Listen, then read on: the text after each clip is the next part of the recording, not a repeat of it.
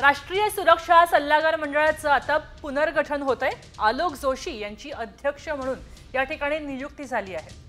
राष्ट्रीय सुरक्षा सल्लागार मंडळाचं आता पुनर्गठन झाल्याचं समजतंय आणि आता या ठिकाणी आलोक जोशी यांची अध्यक्ष म्हणून नियुक्ती झाली आहे। अध्यक्षपदी आलोक जोशी हे असणार आहेत। या क्षणाची सगळ्यात मोठी बातमी आहे, आलोक जोशी हे अध्यक्ष असणार आहेत राष्ट्रीय सुरक्षा सल्लागार मंडळाच्या।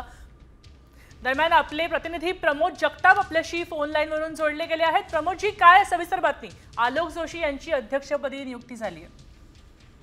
सरकारने राष्ट्रीय सुरक्षा सल्लागार मंडळाचं पुनर्गठन केलेलं आहे आणि त्या पुनर्गठनाच्या ठिकाणी आपण जर बघितलं तर रॉचे जे प्रमुख आहेत आलोक जोशी यांच्या अध्यक्ष म्हणून नियुक्ती केलेली आहे। मागच्या काही दिवसांपासून जर प्रामुख्याने जर सांगायचं झालं तर देशांतर्गत किंवा देशाच्या सिक्युरिटीच्या अंशामध्ये ज्या ज्या घटना घडत होत्या त्या पार्श्वभूमीवरती हे केलेलं पुनर्गठन अत्यंत महत्त्वाचं आहे असं आपल्याला एक प्रकारे म्हणावं लागेल। मागच्या काही दिवसापासून भारतात खूप मोठ्या आंतरराष्ट्रीय घडामोडी आंतरराष्ट्रीय पार्श्वभूमीवरती गोष्टी केलेल्या आहेत आणि त्यात प्रामुख्याने सांगायचं झालं तर काही दिवसांपूर्वी 26 अकराच्या हल्ल्यातील जो मास्टर माइंड होता त्याला देखील भारतामध्ये आणलेलं होतं। त्यानंतर पहिलगावची घटना असेल आणि देशामध्ये इतर होणाऱ्या नक्षलवाद असतील किंवा खलिस्तानी मूव्हमेंट असतील या सगळ्या पार्श्वभूमीवरती ही जी नियुक्ती आहे ती खूप महत्वाची आहे आपल्याला एक प्रकारे म्हणावं। जी RSW जी विंग आहे ती सुरक्षेच्या अंशाने किंवा जी गुप्त माहिती आहे त्या अंशाने काम करत असते।